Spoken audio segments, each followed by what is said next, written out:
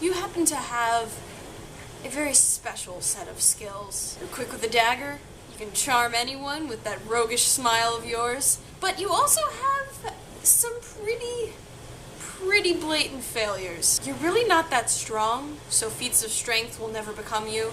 You can be fast and dodge things all the livelong day, but you also have a soft spot for that cute elf over there, and she's really not gonna give you the time of day until, you know, you stop doing really stupid, crazy things.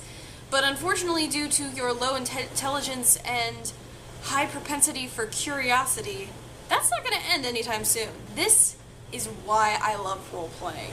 Seeing how these people develop into their own entities, almost, is kind of one of the brilliant things that drew me towards things like Dungeons and Dragons, and Savage Worlds, and Scion, and all of these amazing worlds, both familiar and unfamiliar, that you get to play with. It's one of those things where it's cooperative storytelling in the best way possible. I started role-playing in high school, I guess, if not even farther back than that. I loved text-based role-playing at the time.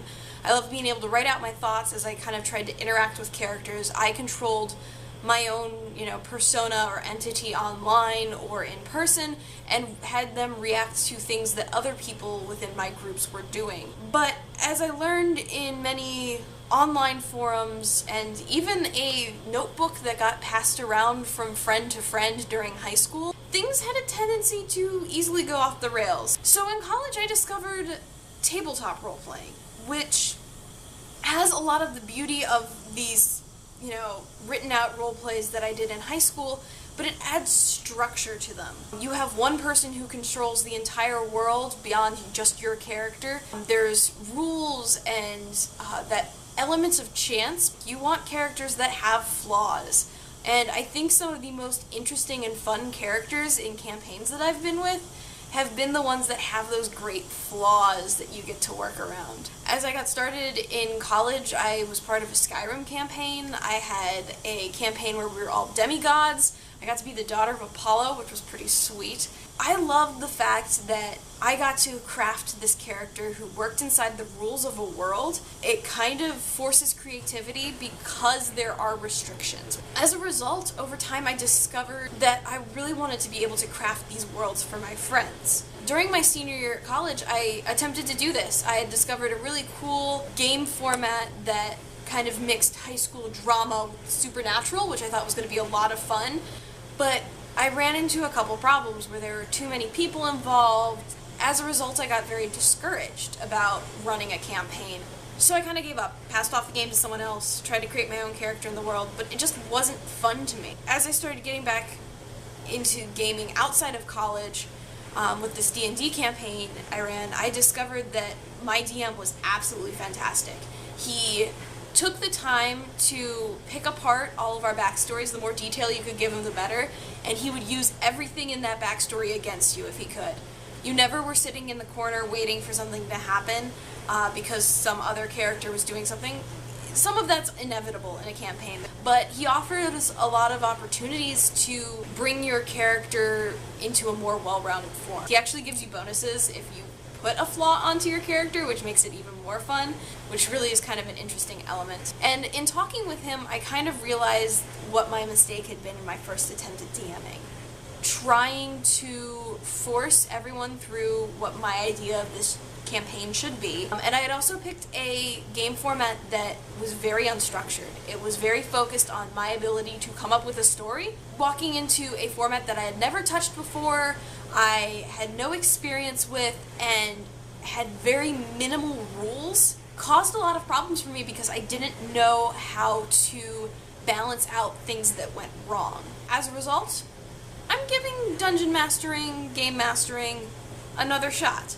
I'm actually going to be starting up my own D&D campaign, so I'm actually going with a more traditional system. I'm going with a very much smaller group. I'm going to only have 3 people that I have to work with. And I'm going with a pre-written campaign, which I think will really help me out as kind of a jumping off point. I'm not going to be sitting there trying to create an entire world and the people that live it and conflict and subplots and things like that. My only job will be to react to the characters in my campaign, introduce them to the things they need to know, and kind of get my feet wet in running something like this. I'm really excited. I'm probably going to try to tape some sessions, share the hilarity, because that is the beauty of role-playing. You can't guarantee what's going to happen. And I think the best moments in a role-playing game is when things either go completely wrong or something goes really right for someone who shouldn't have that go that right for. These are the stories and the moments that make these games, is when things go so fantastically wrong, it makes the game beautiful because you have these flaws and errors and strangeness go down in your campaign. That's why I love role-playing. I love the people I get to play with. I love the reactionary nature of it. Is you can plan all you want and it could get completely thrown out of the window by your campaign. I think for anyone who is interested in creating anything, whether it be film or books or art or whatever, role-playing offers a real chance to kind of force your way into creativity outside of what it normally would be. You are limited to your own imagination.